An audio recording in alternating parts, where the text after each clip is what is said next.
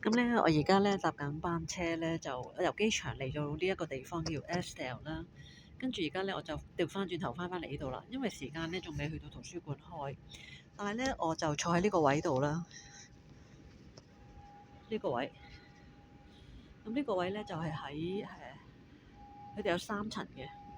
我呢度最高層啦，中間係下低嗰層啦，再有下一層嘅。咁我坐喺呢個位度啦。咁頭先咧，即係呢度。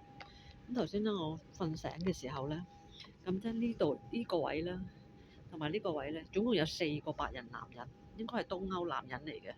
咁咧，佢哋咧佢就係咁樣，呢度呢兩個男人咧就企喺度，喺呢度咁樣望住我講咗啲嘢，我唔知係咩嘢。